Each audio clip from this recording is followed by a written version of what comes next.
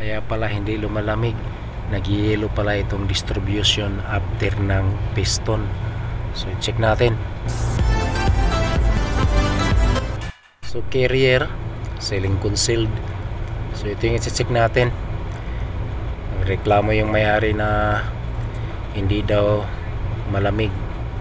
So insufficient. So ito yung napansin natin. Nag-yellow itong distribution after ng piston. So i-check natin sa rooftop, sa outdoor unit niya. Dahil pag mag-yellow kasi ito dito sa after ng piston guys, dalawa lang yung dahilan yan. Either undercharge yung system or partially clogged na yung piston. Sa bagay, bago pa naman itong unit na to, so baka undercharge lang to. So tara, i-check natin sa rooftop. Tingnan natin yung gas pressure. So ito yung unit na to guys. Dahil ito lang yung gumagana. Naka-switch off yung ibang unit.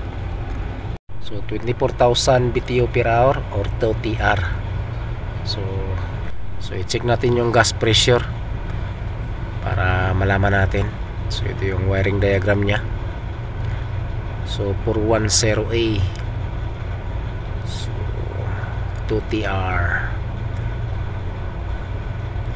So undercharge nga, 60 PSI lang yung karga. So dapat nasa 130 to 150 PSI. So undercharge siya. Baba rin yung running ampere, only 8.7 ampere. So dapat nasa 13 to 15 running ampere. So undercharge lang yung system, kaya nag-yellow yung distribution after ng piston. So yun, iba yung gagawa nito guys, dahil under warranty pa daw ito. So i-check lang na muna natin para safety yung compressor.